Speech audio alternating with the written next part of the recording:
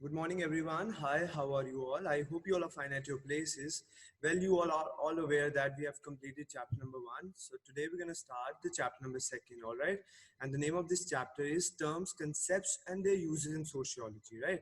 And we're going to start this chapter, which is chapter number second. And one thing more, Ayushi has already sent me his work that she has done in her textbook, in her notebook.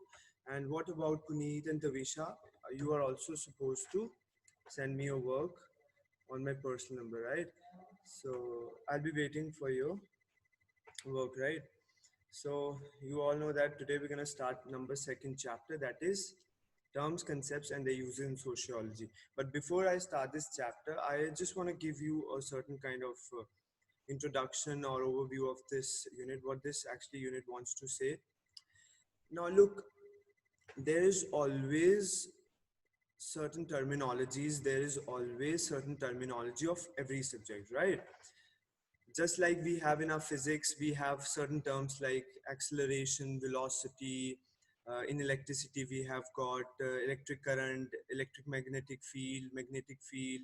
And in chemistry, we have got certain terms like atoms, molecules, and then we have got nucleus in the middle or in the central part of an atom, right? Certain electrons revolve around a nucleus, right? So we have got different kinds of terms in different subjects, right? In the similar way, we have got certain terms, we have got certain concepts in this subject as well, and we really need to understand that, because I've already told you that every subject has its certain terminologies or terminology, or you would say. So we're going to start with number second chapter, and as usual, I'm going to share my screen with all of you. So here I go. I hope my screen is visible on your screen as well. Okay, so here I go. So this is 11th class folder.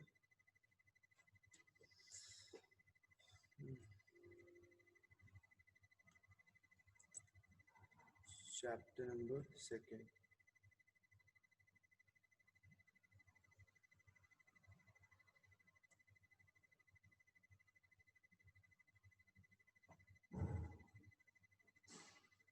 So this is your chapter number second, terms, concepts, and their use in sociology. So I've already told you that every subject has its own terms, every subject has its own concepts, right?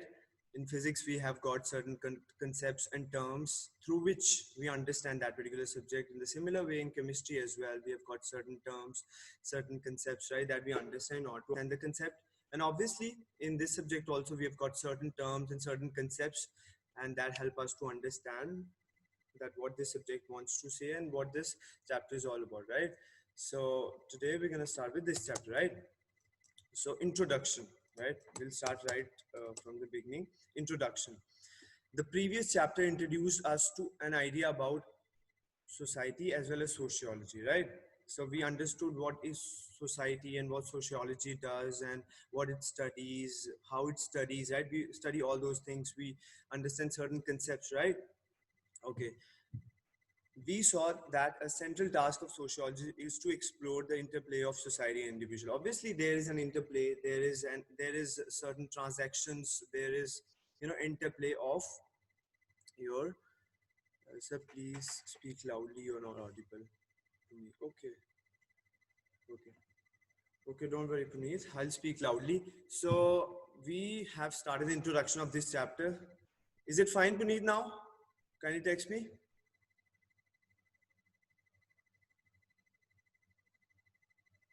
Okay. Yes. So in the previous chapter, we learned about the interplay of human being with society, and there is always transaction.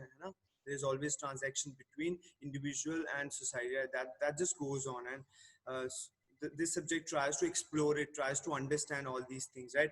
We also saw that individuals don't flow freely in society, but are part of collective bodies like family, tribe, caste, class, clan, national. Look, individuals, they never flowed in the society freely, right? They are not existing in the society freely. Look, if I talk about certain human beings, or in fact everyone, if I talk about everyone, everyone is part of a family, right? Everyone is part of family, everyone is part of certain tribe, person is a part of a caste, every person has certain caste, right? Everyone belongs to certain classes, everyone has certain clan, we are part of our nation, India is our nation, right? So individuals never flow freely in the society, they always belong to one group or the another. That's what this line wants to say. That, and I've already given you introduction about this subject, that every subject has its terminology. In the similar way, this subject has also got its terminology, right? And we have also understood that individuals never exist in the society freely, they never flow in the society freely, they are always part of certain groups, right? And further we are going to understand about those groups as well. Okay, in this chapter we move further to understand the kinds of groups individual forms. So we're going to understand what kind of groups individual forms, right? We're going to understand about those groups, right? And those groups are going to be your terms, those groups are going to be your concepts that we're going to understand. How we use those concepts, we're going to understand that as well, right? Okay, so every individual forms your groups, right? The kinds of okay, we move further to understand the kinds of groups individual forms. The kinds of unequal order stratification system within which individuals and groups are placed, the way social control operates, the roles that individuals play, have and play, the status they occupy. So we're going to understand the groups that individuals forms, we're going to understand about the roles of individuals, we're going to understand the statuses of an individual, right? When we are when we come in the school, we play the role of a student, right? But the moment we go to our home, we play the role of a daughter, we play the role of a son, right? So our roles completely changes with the time, right? So this is what we're going to understand: different roles, different statuses, the groups that individuals they form, and we're going to understand about different groups, right? And those groups, those statuses, those roles all comes under the concepts, the basic terms that we're going to understand regarding this particular subject, right? Okay, so in other words, we start exploring how society itself functions. Obviously, when we need to understand about society, we will definitely need to understand what the different concepts, the different groups that are there in the society. We'll definitely need to understand all those things, right? Is it harmonious or conflict ridden? Are status and roles fixed? How is social control exercised? What kind of inequalities exist? The question, however, remains as to why we need terms and concepts to understand this. Look, we can understand certain things, like we can understand that how society functions, right? There are different institutions in the society, there are educational institution, and what educational institution does, educational institution give us the education, they actually fulfill the need to have the education, they actually give education to the individuals. That's the that's the function of educational institution. What our medical institutions do, like hospitals, they give us health and medical facilities, right? So every institution, whether it's whether it's transport department, whether it's medical institution, whether it's educational institution, any kind of institution, every institution has its role to play. That's what we need to understand. And we'll also understand that is its society harmonious, or is society is society conflict ridden? Now what do you mean by conflict ridden? Now we can understand that, is there balance in the society, or the society is imbalance? We can understand that as well, right? Conflict ridden means society which has certain conflicts, society which has certain obstacles, societies which has certain constraints, right? Constraints, or I would say barriers or conflicts. We can understand, is society uh, you know ha- having all these things or not? Also society is harmonious or going very well. We can understand that as well, right? And obviously roles and statuses, are they fixed, or do they change, right? We can understand that as well. Okay, now different things, okay, we'll study further. Okay, so why does sociology need to have special set of terms when we use terms like status and roles or social control anyway in our everyday life? Okay. So why we need to understand these terms? Why we need to understand these concepts, right? So the answer is very much here in this paragraph. For a discipline, look at that, what I'm reading. For a discipline such as, say, nuclear physics, that deals with the matters unknown to most people and for which no words exist in common speech. Look, I've already given you the example of physics. Like in physics, they are talking about the nuclear physics. Now, what is nuclear physics? Nuclear physics is that physics that deals with the nuclei of an atom, right? That deals with the nucleus of an atom. Look, there is always a nucleus in the atom, right? So the nuclear physics deals with the nucleus or the powers that we generate out of an atom, right? It deals with all those things, right? So nuclear physics, but we are, mostly not aware of the terms of the physics. We are mostly not aware of the terms of the chemistry, because the terms, the concepts that are there in the chemistry, the terms, the concepts that are there in the physics, they are not, frequently used. They are not frequently, or they are not oftenly used in the common speech, right? But the concepts, the terms that we study in the society, they are commonly used in the common language. They are frequently used in the common speech, right? That's the reason we are always more familiar with the concepts. That's the reason we are always more familiar with the terms that are there in the society. So why we are not aware of the terms and concepts in the physics and chemistry? Because they are not frequently used. But on the other hand, the terms and concepts that are actually in this sociology, this particular, we are always familiar with all these things, because they are commonly used in the common speech. Okay, it seems obvious that a discipline must have a terminology. Obviously, I've already told you that a discipline always have, terminology. Terminology means terms, concepts, all those words, basic words that constitute, that forms a subject. That is what terminology is all about. Okay. So every subject, every discipline must develop a terminology. In the similar way, sociology has also developed certain terminology, right? However, terminology is possibly even more important for sociology, just because its subject matter is familiar and just because words don't exist to denote it. We are so well acquainted means familiar. We are so well acquainted with the social institutions. So okay, so what I was telling you that this I've already discussed with you. Okay, look at that. We are so acquainted with the social institutions that surround us that we cannot see them clearly and precisely. Look, we know about our families, right? We know about caste, we know about clan, we know about our nation, right? So what we tend to think, like we think like we know everything about these things. But when we study this particular subject, we don't have to think like that. We study everything, because the moment we think that we know everything, we are familiar with everything, the moment we start thinking like that, it becomes naturalistic approach, it becomes individualistic approach. And I've already told all of you in the previous chapter that when we start thinking in a naturalistic manner, when we start thinking in an individualistic view, that becomes common sense, right? And remember that this subject is very much apart, very much away from the common sense, right? This subject actually breaks from the common sense or commonsensical knowledge. So when we study this particular subject, we have to make ourselves, think like we are not aware of all these terms, right? We have to understand these terms in this sociological perspective. That's the reason they have said it. Okay, so for example, we may feel, look at that, what is example, what's the example here? For example, we may feel that since we live in families, we know all about families. This would be conflating or equating sociological knowledge with the common sense knowledge. Look at that, what is written here. Or have naturalistic expression. Conflating means, what do you mean by conflating? Conflating means we start, comparing, or we start doing what?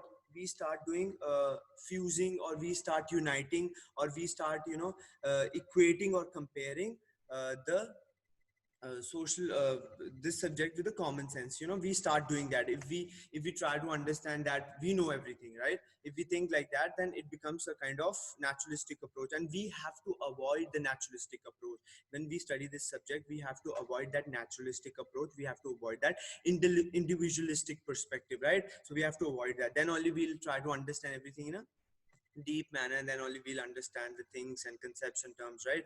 Okay. So we also found in the previous chapter that how sociology as a discipline has a biography and history. So we understood that how this subject has certain biographies and certain history. When we understood that material issue, when we understand those intellectual ideas, in that intellectual ideas, we understood how industrial revolution came in, how capitalism came in, right? We understood that. So we were understanding kind of history or biography, or the, the we were understanding the times when this particular subject was introduced. We understood the history, right? So that's what we understood, right? We also saw certain material and intellectual ideas developments shaped the sociological perspective as well as its concern. So we understood, material issues. We understood intellectual ideas in order to understand the evolution of this subject, in order to understand the development of this subject, right? We understood all those things, right? Okay, so many of the concepts reflect the concern of social thinkers to understand and map the social changes that shift from pre-modern to modern entail. For instance, sociologists observe that simple. Okay, so okay. So sociologists understood, the complete evolution of the society from pre-modern society to post-modern society, right? Or modern society. So they understood all those things. But what they actually understood out of this is that they understood, different patterns in pre-modern society. They understood a complete different pattern of of living, of people in modern societies. So they actually wanted to explore all these things, right? So and okay, for instance, sociologists observed that simple, small scale and traditional societies were more marked by. So what they understood when they try to observe the, traditional societies, the old societies or pre-modern societies, they observed one thing, that societies, have the certain characteristics. What kind of characteristics? Close, often face-to-face interaction, and modern societies, large-scale societies, by formal interaction. So what they understood that the traditional societies, the pre-modern societies, were often recognized by certain kind of introduction, certain kind of interaction. People used to have very face-to-face interaction. People were very close to each other, right? People used to talk in a very, informal way. Informal way means people were actually not goal oriented at that particular time. People were not goal oriented, right? Everyone, had certain close relations, and often close to close interaction used to take place, right? But what happened in the modern societies? Modern societies are also known as large scale societies. They have formal interaction. Therefore, distinguish primary from secondary groups, community from society or association. Other concepts like stratification reflect the concern that sociologists had in understanding the structures and inequalities between groups in society, right? So concepts arise in society, however, just as there are different kinds of individuals and groups in society, so that there are different kinds of concepts and ideas. And sociology itself is marked by different ways of understanding society and looking at dramatic social changes that the modern period brought about. So this particular paragraph was telling us that when sociologists observed old societies, traditional societies, pre-modern societies, they observed one thing, that the kind of interaction that was there in the traditional societies, the interaction used to be very, face to face. It used to be close interaction of the people. But what happened in the modern societies, nowadays people generally have, in modern societies, people generally have informal interaction. Face to face interactions are very, they are not seen frequently, but on very rare basis, right? That's what actually happened. So this is what they wanted to say, that this is what they understood, right?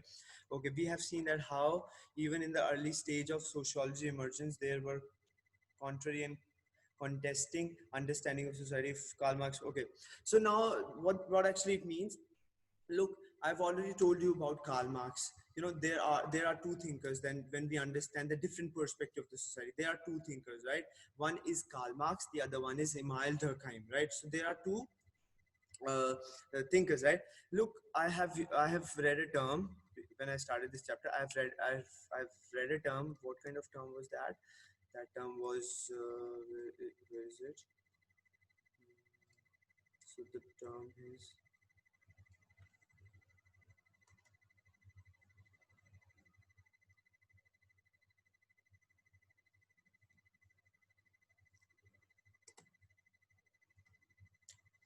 Mm, where is that term?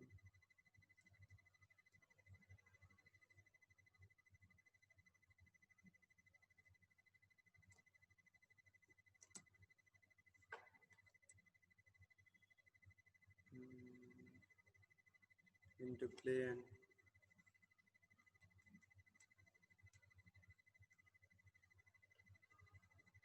further understand the verification of this thing. Okay, so I actually know those terms. So I told you that we try to understand, is society conflict ridden society or is society harmonious? Why we were saying that, is society harmonious or very systematic, or on the other hand, why we were saying that society is conflict ridden? Basically, these two terms have actually come out of the two thinkers, right? Now, talking about Karl Marx, he used to say that he was, against the industrial revolution. He was against the capitalism system. Why he was against the capitalism system? He was saying that people, the laborers, the workers of the factories, they were being exploited by the industrialists, right? Industrialists were actually exploiting those people, actually taking a lot of work out of them and giving them less wages, right? So he said that this is not a this is not a good sign, or this is not a good condition in the society. So he was thinking that this is a kind of conflict that is going on. He would say that one day these workers, these the laborers that are working in the society, they are going to oppose the industries. They are going to create a lot of conflict. There is going to be a lot of conflict between these two classes, industrial society and the the workers society, right?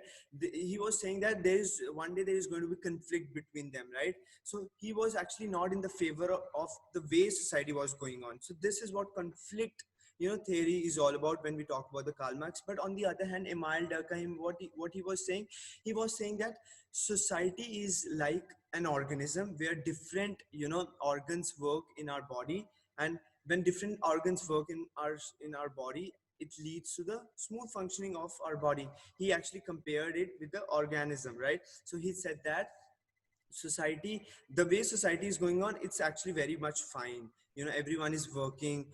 He was actually not feeling, he was not actually observing the exploitation that was being done by the industrialists. But on the other hand, Karl Marx observed these conflicts. On the other hand, Karl Marx was observing the exploitation that was being done by the industrialists. So look at that. There are two perspectives to understand the society. When we understand society from the Karl Marx perspective, then we try to understand the conflicts that are there in the society, and when we try to understand the society from the Emile Durkheim perspective, then we try to understand the harmonious system of the society. He was saying that, okay, society was going very fine, no problem, and everyone is working for their own interest, and this is how society goes on. But on the other hand, Karl Marx was actually uh, pointing out conflict in the society. So we have got two perspectives to understand the society. This is what actually this means. Okay, okay,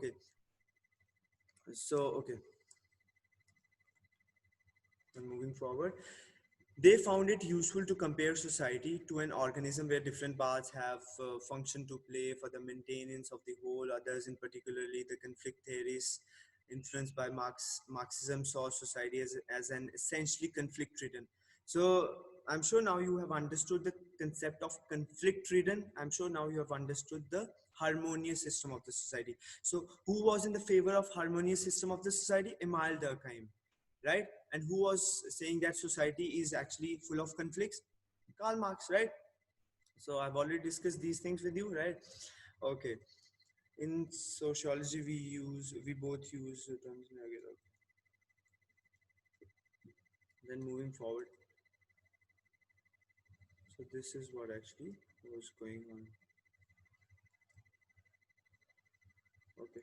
So what we have understood till now, we have understood that there are certain terms, there are certain concepts that we really need to understand this subject, and there are two viewpoints. When we understand Karl Marx viewpoint, then it is then he say that society is a conflict-ridden society, and when we understand the society's perspective from the Emile Durkheim, then he says that society is harmonious, going very well, right? This is what we understand. And what else? Okay. Mm, okay, so this is what introduction of this subject was all about. Then moving on to the second concept or second part of this chapter, social groups and society, right? Okay, sociology is the study of human social life. A defining feature of human life is that humans interact, communicate, and construct social collectivities, right? So look, when I started this chapter, I told you that human beings never float freely in the society, right? They always belong to certain family, they always belong to certain groups, they always belong to certain castes, they always belong to nation, they always belong to clan, they always belong to certain tribes. Okay, so when the individuals form certain groups, that is what social groups are all about. But remember that a simple collection of individual is very much different from group. We can't say that. Look, when certain peoples are gathered in railway station, if certain peoples are gathered in airport, if certain people are gathered in market, we can't say that that is a social group. We can't actually term that group or gathering of people as social group. Social group has certain characteristics that we really need to understand, and a certain collection of people or gathering of the people never called as social group. Remember that. I'm telling you, this particular thing. Okay, so sociology is the study of human social life. A defining feature of human life, defining feature of human life is that humans interact, communicate, and construct social collectivities. Okay, the comparative and historical perspective of sociology brings home to apparently incautious facts.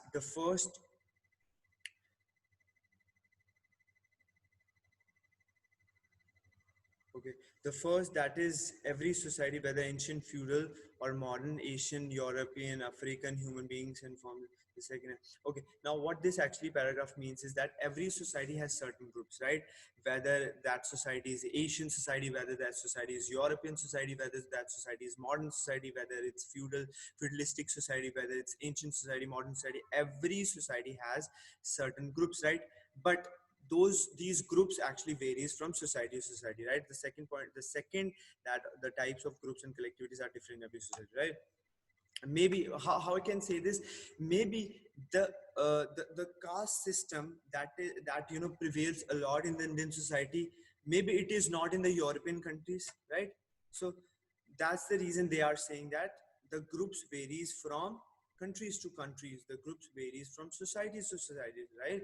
Certain countries have caste groups, certain countries don't have caste groups, certain countries have classes, certain countries don't have classes, certain countries do believe a lot in tribal groups, certain countries don't have tribal groups, right? So all these things varies from society to society. Okay, now look at that.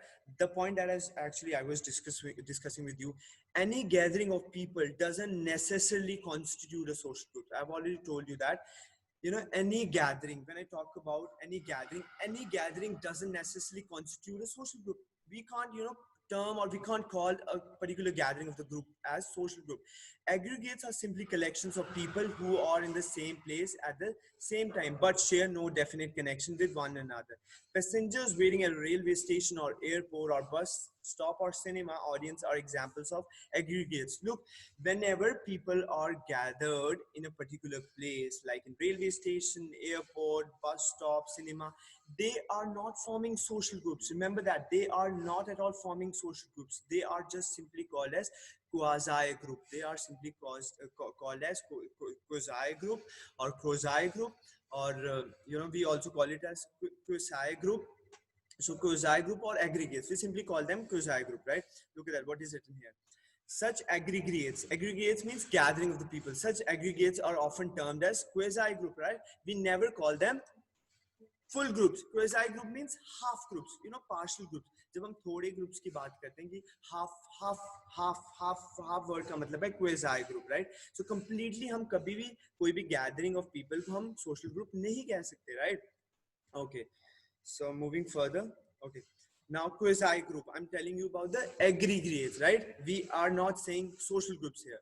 So a quasi group is an aggregate or combination which lacks structure or organization, and whole members may be aware, maybe less aware or unaware of the existence of groups. social classes, status groups, age and gender groups, crowds can be seen as examples of quasi group, right?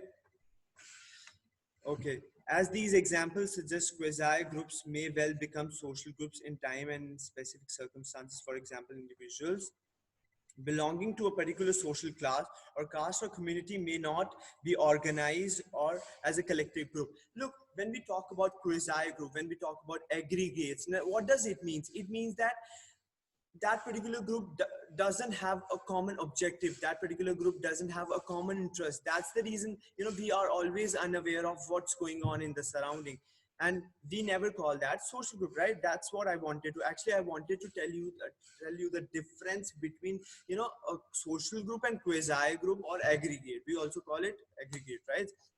Okay. So okay, after that, for example, individuals belonging to a particular social group or caste or community may be organized as a collective body.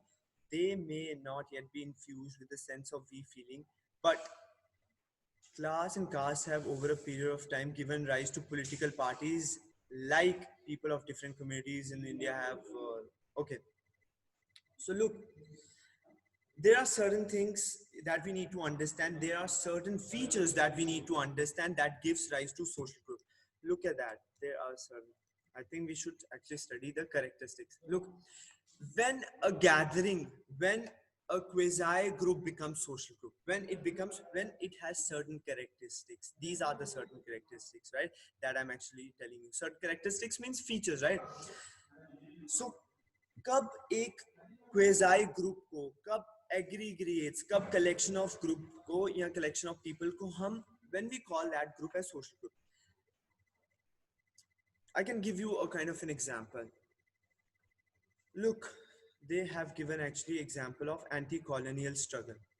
Look, when Britishers were ruling us, you know, when Britishers were ruling us at that particular time, everyone, you know, became united. Everyone became united for a common cause. What was that common cause? That common cause was to free India from the Britishers. So they had a feeling. What kind of feeling? Look at that, I'm using my cursor. We feeling. The moment we feeling comes in group, the moment we feeling comes in quasi group, the moment we feeling comes in collection of individuals, the moment we feeling comes in aggregates of people, then it becomes our social group. But there are certain characteristics, there are certain features that we understand, and that actually gives rise to a particular group. Look at that. Persistent interaction to provide continuity. Persistent interaction means continuous interaction. Continuous interaction to provide continuity. Obviously, when we, you know, when we meet certain people in the airport, when we meet certain people in the railway station, that is actually a collection of group, right? और suddenly अगर एक airport में या railway station में हम, और एक even market में भी, suppose we are going regularly there, right? So certain shopkeeper के पास हम हमेशा जाते हैं अपना सामान लेते हैं, राइट? तो हमारी एक उसके साथ persistent इंटरेक्शन होती है. persistent interaction means continuous interaction. जब एक ग्रुप में हमारे कलेक्शन ऑफ इंडिविजुअल में जब हमारे सर्टन इंडिविजुअल्स के साथ persistent इंटरेक्शन होने लगती है, हम रोज इंटरैक्ट करते हैं, तो उससे क्या होता है? उससे एक कंटिन्यूटी आती है. Look at that, persistent interaction to provide continuity. जब हम consistently या कंटिन्यूसली किसी के साथ इंटरैक्ट करते हैं, रोज करते हैं, जैसे we are doing, you know, every day we meet and you know we do certain interaction, so उसको एक सोशल ग्रुप हम बोल सकते हैं, right? And remember that you are sitting at your home and I'm sitting here, right, at my home, right? सो हमारी एक certain interaction हो रही है, ठीक है? हमारा एक ऑब्जेक्टिव है टू गेट द नॉलेज. सो हमारे ऑब्जेक्टिव्स भी सेम है, हमारी इंटरेक्शन भी रोज हो रही है. So we are ticking the number one, you know, point that persistent interaction हमारी रोज हो रही है, और एक्चुअली ये कंटिन्यूटी प्रोवाइड कर रही है हमारे ग्रुप को, राइट? तो तभी हम एक ग्रुप को सोशल ग्रुप कहते हैं. A stable pattern of these interaction. Obviously जब हम रोज इंटरेक्ट कर रहे हैं, एक स्टेबल पैटर्न है, एक एक पर्टिकुलर स्पेसिफिक स्ट्रक्चर के साथ रोज हम इंटरेक्ट करते हैं, एक पर्टिकुलर टाइमिंग है हमारे मिलने की, right, through this e-learning, through this Zoom platform, right? This is the number second point. So we are taking both the points. A sense of belongingness to identity with other members. That is, each individual is conscious of the group itself and its own set of rules and regulations. Look, I'm just taking this example. We are meeting every day. We are doing persistent interaction, and that is providing continuity to this group, right? And we have certain patterns, right? We are following certain things under rules and regulations. You know, we are meeting at a particular time, है ना? We are conscious कि हम कहाँ पे बैठे हैं, हम क्या attend कर रहे हैं, कौन सी class attend कर रहे हैं, या हमारा क्या objective है. So हमें एक awareness अपने group की. Shared interest means obviously common objective की मैंने बात की ही है आपके साथ कि common objective है. We are, you know, going towards the process of gaining knowledge, right? Acceptance of common norms and values, right? So common norms and certain values are there. I'm just left with 1 minute. A definite structure. Okay, I think this is I think time has come to say you goodbye. Okay, so kindly text me, hurry up fast if you have understood what I've tried to make you understand. Kindly text me. Kindly text me, everyone. We'll discuss this chapter further, right? Tomorrow. Clear. And what about Puneet, and what about Ayushi? Can you text me? Puneet, clear. Vishal, understood. Okay, so time has come to say you goodbye. Okay, until then, take care all. Stay safe, stay at home, and utilize your time. And Tavisha और Puneet, मुझे kindly अपना जो work है वो share करना मेरे personal number पे. Okay, you all have to share. Ayushi ने already share कर दिया और आप दोनों ने भी share करना है, right? Few questions, right?